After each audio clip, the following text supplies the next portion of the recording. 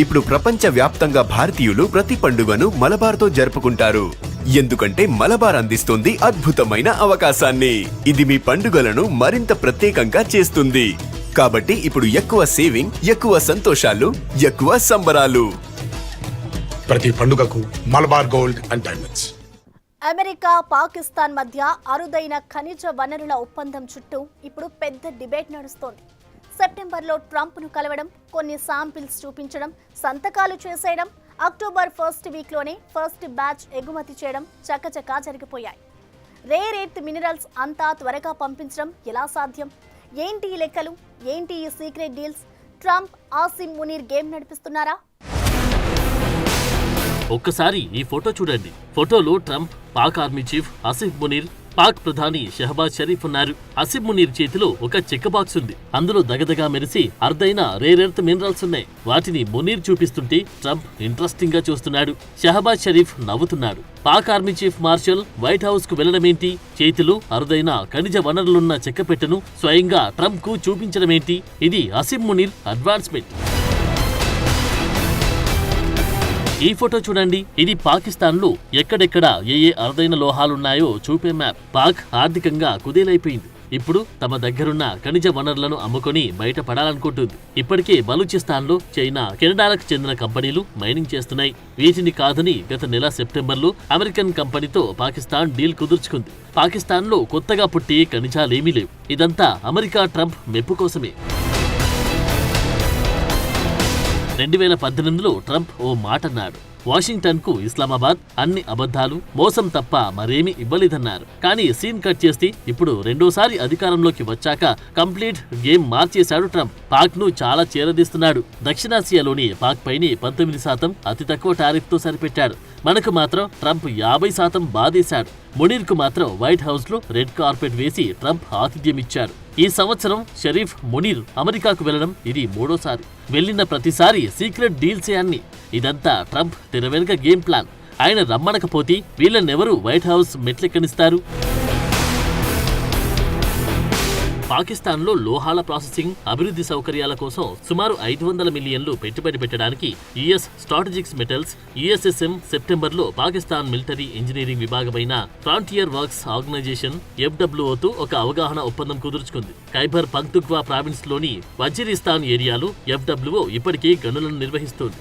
Balochistan province లోని షాంఘీ belt లో, అలాగే గిల్గిట్ బాల్టిస్తాన్ ప్రాంతంలో వారికి మైనింగ్ లైసెన్స్ కూడా ఉంది. సో ఇప్పుడు మ్యాటర్ ఏంటంటే సెప్టెంబర్లో యుఎస్ఎస్ఎంతో ఒప్పందం కుదుర్చుకున్న తర్వాత ఈ నెలలో ఫస్ట్ బ్యాచ్ ఖనిజాలను ఎగుమతి చేసేసింది కూడా. ఇందులో యాంటిమోనీ, కాపర్, నియోడైమియం, ప్రాసోడైమియం వంటి అరుదైన భూలోహాలున్నాయి. పాకిస్తాన్, యునైటెడ్ స్టేట్స్ మధ్య వ్యూహాత్మక భాగస్వామ్యంలో ఈ డెలివరీని ఒక ముఖ్యమైన మైలురాయి అని యుఎస్ఎస్ఎం ప్రశంసించింది. మిస్సోరీలో ఉన్న యుఎస్ఎస్ఎం కీలకమైన ఖనిజాలను ఉత్పత్తి చేయడం, రీసైక్లింగ్ చేయడంపై ఫోకస్ చేస్తోంది. సో ఇందులో కథేంటంటే ట్రంప్ ను ఆకర్షించేందుకు అరుదైన ఖనిజ నిల్వలతో పాక్ ప్రయత్నాలు చేసుకుంటుంది. మరోవైపు ట్రంప్ కూడా ఇదే అదునుగా భారత్ పై రెచ్చిపోతూ వ్యవహారం నడిపిస్తున్నారు. పాకిస్తాన్ ఖనిజ సంపద $6 ట్రిలియన్ తరచూ ఆ దేశం ప్రొజెక్ట్ చేసుకుంటుంది. నిజానికి వీటన్నిటినీ రాత్రికి రాత్రి అమ్మేసుకుని అప్పుల నుంచి బయటపడే పరిస్థితి లేదు. ఏళ్లకేళ్లు పడుతుంది. అంతకు మించిన రియాలిటీ ఏంటంటే చాలా మల్టీనేషనల్ కంపెనీలు వెతికి ఖనిజ వనరుల జాడ కనుక్కోలేక పాకిస్తాన్ నుండి పారిపోయాయి. అది సంగతి. ఆటోమొబైల్స్ నుండి రాకెట్ టెక్నాలజీ, అధునాతన కంప్యూటింగ్ వరకు చాలా పరిశ్రమల్లో రేర్ ఎర్త్ మినరల్స్ కీలకం. ఇందులో చైనా డామినేషన్ ఎక్కువగా ఉంది. ఈ రేర్ ఎర్త్ మినరల్స్ కోసం చైనాపైనే అమెరికా ఆధారపడి ఉంది. చైనా ఆపితే అమెరికాకు నష్టమే. అందుకే ఈ సవాల్ను అధిగమించేందుకు పాకిస్తాన్ను పట్టుకుని తిరుగుతుంది అమెరికా. నియోడైమియం మరియు ప్రాసోడైమియం స్వచ్ఛమైన లోహాలుగా దొరకవు. రేర్ ఎర్త్ ఎలిమెంట్స్ ను ఖనిజాల నుంచి వేరు చేయడం శుద్ధికి ఏళ్లకేళ్లు పడుతుంది. కొన్నిసార్లు దశాబ్దాలు కూడా పట్టొచ్చు. బలూచిస్తాన్ రికార్డింగ్ గనిలో 15 బిలియన్ టన్నుల రాగి, అలాగే 26 మిలియన్ ఔన్స్ల బంగారం ఉందని ఒక అంచనా ఉంది. రికార్డింగ్ గనులు ప్రపంచంలోనే అతిపెద్ద రాగి నిక్షేపాల్లో ఒకటిగా ఉన్నాయి. ఇవి ఎలక్ట్రానిక్స్, జ్యువెలరీ, ఇన్వెస్ట్మెంట్ కు కీలకం. అలాగే గిల్గిట్ బాల్టిస్తాన్ లో లిథియం నిక్షేపాలున్నాయి. బ్యాటరీలు ఈవీలో కీలకం. యాంటిమోనీ లోహం బలూచిస్తాన్ క్వెట్టా రీజియన్ లో ఉంది. బలూచిస్తాన్ గ్వాదర్ రీజియన్ లో రేర్ ఎర్త్ ఎలిమెంట్స్ ఉన్నాయి. వీటిని డిఫెన్స్ టెక్నాలజీ, బ్యాటరీలు, ఎలక్ట్రానిక్స్ లో వాడతారు. అరుదైన ఖనిజ వనరులు ఉన్నదంతా బలూచిస్తాన్ లోనే. అక్కడి అభివృద్ధి లేదు. తమ ఖనిజ సంపదను దోచుకొని అభివృద్ధి కూడా చేయట్లేదని బలూచ్ లిబరేషన్ ఆర్మీ దాడులు కూడా చేస్తోంది. సో అక్కడ ఖనిజాల అన్వేషణ అంటే ప్రాణాలతో చెలగాటమే. అరుదైన రేర్ ఎర్త్ ఎలిమెంట్స్, స్మార్ట్ ఫోన్లు, ఎలక్ట్రిక్ వాహనాల నుంచి సెమీ కండక్టర్లు, డిఫెన్స్ దాకా ప్రతి దాంట్లో ఉపయోగించే 17 లోహ మూలకాల సమూహం. వీటి కోసం అమెరికా పెద్ద ప్లానే వేసింది. మరి ఈ డీల్స్ భారత్పై ఎలాంటి ఎఫెక్ట్ చూపుతాయి? అమెరికా కోసం పాక్ ఓవర్ యాక్షన్ చేస్తుందా? బలూచిస్తాన్లోని పాస్ని పోర్ట్ను గంపగుత్తుగా అమెరికా చేతిలో పెట్టేందుకు రెడీ అవుతోందా? సీక్రెట్ డీల్స్ అన్ని బయట పెట్టాలని ఇమ్రాన్ ఖాన్ పార్టీ ఎందుకంటోంది? యుఎస్ జియోలాజికల్ సర్వే ఈ ఏడాది జనవరిలో ఓ లిస్టు తయారు చేసింది. అరుదైన రేర్ ఎర్త్ మినరల్స్ ఏ దేశాల్లో ఉన్నాయో అన్ని రకాల లెక్కలు తీసి 15 దేశాల్లోని విభాగాలను మ్యాప్ చేశారు. అయితే ఆ లిస్టులో పాకిస్తాన్ లేదు. కానీ ఆశ్చర్యంగా ఇప్పుడు పాక్తోనే ఒప్పందం చేసుకున్న పరిస్థితి. మధ్యలో ఏం జరిగిందన్నది ఇంట్రెస్టింగ్ గా మారుతోంది. పాక్లో చైనా ఇప్పటికే మైనింగ్ చేస్తోంది. అయితే తమను తాము అమెరికాకు అమ్ముకునేందుకు ఆసిం మునీర్, షెహబాజ్ షరీఫ్ తెగించేలా కనిపిస్తున్నారు. పాకిస్తాన్లోని భారీ చమురు నిల్వలను అభివృద్ధి చేయడానికి ఆ దేశంతో కలిసి పనిచేస్తామని జులైలో ట్రంప్ చెప్పారు. ఏదో ఒక రోజు పాకిస్తానీ భారత్కు ఆయిల్ ఎక్స్పోర్ట్ చేస్తుందేమో అని ట్రంప్ సెటారిక్ గా కూడా మాట్లాడాడు. ఆ తర్వాత గత సెప్టెంబర్ పాక్ అమెరికా ఖనిజ మూలకాల డీల్ కుదిరింది. ఇవన్నీ ఒకదాని తర్వాత మరొకటి గేమ్ మాదిరిగా వ్యవహారం సాగుతుంది. వీటికి తోడు ఈ ఖనిజాలను ఎగుమతి చేయడానికి వీలుగా అరేబియా సముద్రంలోని పాస్ని పోర్ట్ను అమెరికాకు అందుబాటులోకి తీసుకురావడానికి పాకిస్తాన్ స్వచ్ఛందంగా ముందుకొచ్చింది. మేమే దగ్గరుండి ఎగుమతి చేస్తాం, మీకేం శ్రమవద్దు అన్నట్లుగా షరీఫ్, మునీర్ తెగ ఉత్సాహంగా ఉన్నారు. బలూచిస్తాన్ పాకిస్తాన్లో అతిపెద్ద ప్రావిన్స్, కానీ అక్కడ అతి తక్కువ అభివృద్ధి, అలాగే అతి తక్కువ జనాభా ఉంది. ఇక్కడే ఉన్న పాస్ని పోర్ట్ను డెవలప్ చేసుకుని వాడుకోండి అని పాకిస్తాన్ ఫ్రీ ఆఫర్లు చాలానే ఇస్తోంది. పాస్ని ఓడరేవు అత్యంత స్ట్రాటజిక్ లొకేషన్లో ఉంది. ఇది చైనా అభివృద్ధి చేసిన గ్వాదర్ పోర్ట్ నుండి కేవలం 113 కిలోమీటర్ల దూరంలోనే ఉంది. అలాగే ఇరాన్ బార్డర్కు 161 కిలోమీటర్ల దూరంలో ఉంది. పాస్నీలో ప్రతిపాదిత పోర్ట్ పాకిస్తాన్ కీలకమైన ఖనిజాలను అమెరికాకు ఈజీగా ఎగుమతి చేయడానికి ఒక రూట్ గా పనిచేస్తుందని, వాణిజ్యం, వ్యూహాత్మక సహకారంలో కొత్త అధ్యయనాన్ని ప్రారంభించే అవకాశం ఉందని అనుకుంటున్నారు. అటు పాకిస్తాన్లో ఉన్న $1 ట్రిలియన్ విలువైన ఖనిజ నిల్వలను సేకరిస్తే $130 బిలియన్ అప్పుల్ని ఉఫ్మని ఊదేయొచ్చు అని ఆర్థిక వ్యవస్థే మారిపోతుందని పాక్ ప్రధాని షెహబాజ్ షరీఫ్ ఇటీవలే చెప్పుకున్నారు. ఇది పాకిస్తాన్ను మొత్తంగా అమ్ముకోవడమే అన్న చర్చ ఆ దేశంలోనే జరుగుతోంది. ఖనిజ ప్రాజెక్టులు దీర్ఘకాలికమైనవి. వీటితో పాకిస్తాన్ అప్పులు వెంటనే తీరవు, రిలీఫ్ కూడా ఉండదు.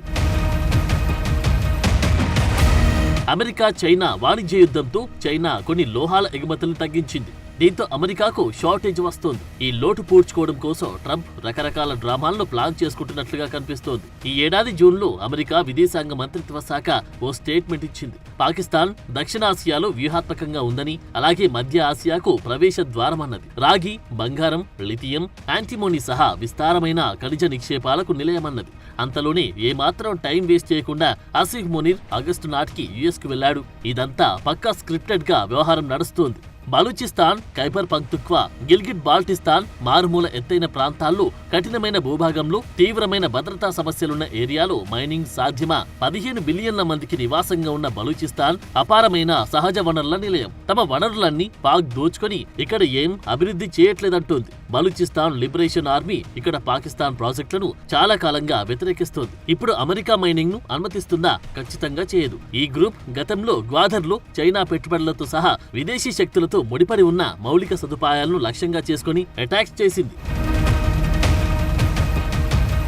అటు పాకిస్తాన్ ప్రభుత్వం అమెరికన్ కంపెనీలతో చేసుకున్న ఒప్పందాల పూర్తి వివరాలను బహిరంగంగా చెప్పాలని ఇమ్రాన్ ఖాన్ నేతృత్వంలోని పీటీఐ పార్టీ డిమాండ్ చేస్తుంది. ఈ సీక్రెట్ డీల్స్ ఎవరి కోసం చేస్తున్నారు, ఎందుకు చేస్తున్నారు, వాళ్ళు ఇస్తున్న డబ్బులు ఏం చేస్తున్నారంటూ ప్రశ్నలు సంధిస్తుంది. పాక్ పార్లమెంట్ దేశాన్ని దృష్టిలో పెట్టుకుని అన్ని ఒప్పందాలు బహిర్గతం చేయాలంటున్నారు. ఇది కేవలం $500 మిలియన్ ఖనిజ ఒప్పందం మాత్రమే కాదని, జాతీయ ప్రయోజనాలకు సంబంధించినట్టుంది. Shehbaz Sharif, Asim Munir, Trump closed door సమావేశం తర్వాత పాక్లో వివాదాలు పెరుగుతున్నాయి. పాస్ని పోర్ట్ను ఏకపక్షంగా రహస్యంగా అమెరికాకిచ్చే నిర్ణయం ఎందుకు తీసుకుంటున్నారని పీటీఐ పార్టీ క్వశ్చన్ చేస్తుంది. అరేబియన్ సీలో చైనా నిర్మించిన గ్వాదర్ ఓడరేవుకు, అలాగే ఇరాన్లో భారత్ అభివృద్ధి చేస్తున్న చాబహార్ పోర్ట్లకు సమీపంలోనే ఉన్న ఈ పాస్ని పోర్ట్ను అమెరికాకు అందించి సంతృప్తి పరచాలన్నది పాక్ తాపత్రయం. అటు చైనా ఇటు భారత్ కు చెక్ పెట్టామని అమెరికాకు చెప్పుకునే ప్రయత్నంలో పాక్ ఉన్నట్లుగా కనిపిస్తోంది. సో ఫైనల్ గా ట్రంప్, మునీర్, షహబాజ్ మధ్యలో బ్రోమాన్స్ నడుస్తోంది.